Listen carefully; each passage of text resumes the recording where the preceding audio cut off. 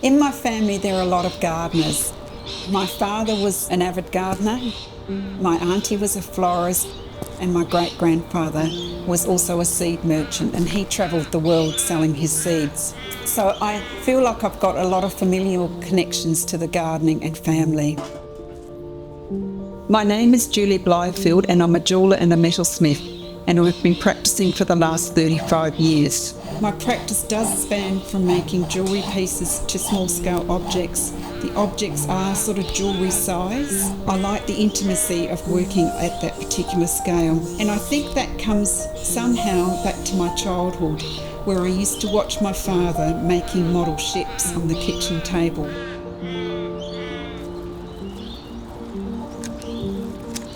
I'm very fortunate that my garden surrounds my studio.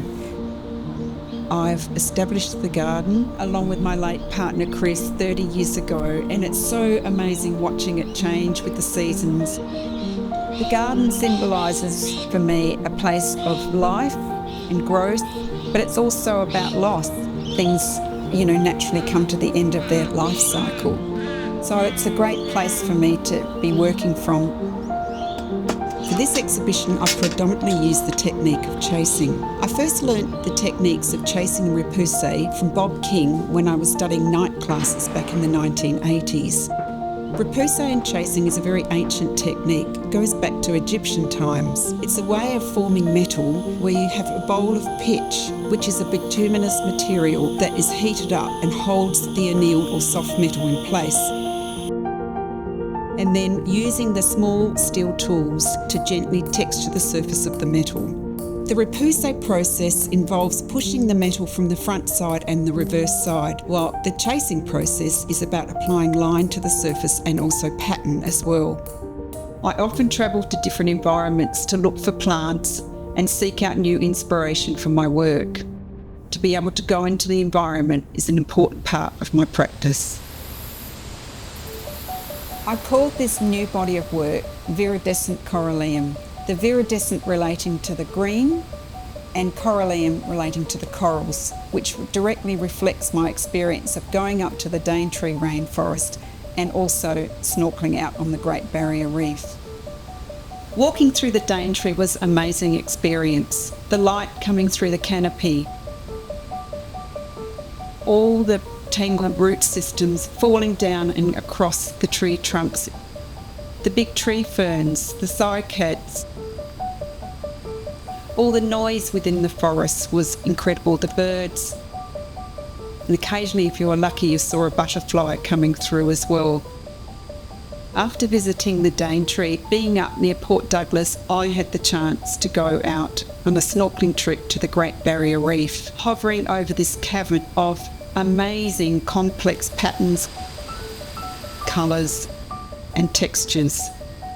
It made me realise how lucky we are to have this precious resource, that we really need to look after it and value our ecosystems and biodiversity in Australia. Throughout my practice, I've often used museum collections. Recently, for the coral specimens, I was able to go and visit the South Australian Museum. And in the past, I've worked with the State Herbarium and looked at plants in their collection. Dr. Andrea Crowther, the scientist in the museum, was very generous in sharing her knowledge and expertise and telling me all about the corals, how they were formed, why we need to look after them and value them as important parts of the whole of our ecosystem and marine environments. She was amazing and very open to having me come and work in the museum. I spent some time taking photographs, making drawings, and then after a while I took all these things away, came back to my studio and really reflect on the journey that I had been on and think about what I could make in response to that experience. As a jeweller, I consider the body when I'm designing and making my work. Things that will be worn around the neck, or held in the hand, or worn on the hand, or worn on the lapel. And these are a consideration when I'm designing and making my work. It's also interesting with jewellery, as opposed to other practices, that it moves out beyond the gallery walls. People often buy jewellery for special occasions or as a memento for a particular time in their life. When I was working on these pieces, I decided I wanted to make some pieces which were slightly larger scale. So I approached Gretel Ferguson, a young silversmith and metalsmith that lives in Adelaide, and she hammered me up these beautiful rock forms from copper. They were all hammered from flat sheet, just hammering one step after the other over her metal stakes to create these lovely rock forms. And then I decorated the forms with fragments of corals that I'd made using the chasing process. I also had the opportunity to work with Silvio Apogni, a South Australian sculptor, who helped me with the metal patination, the green colour on all the pieces made, reflecting my experience of walking through the Daintree Rainforest.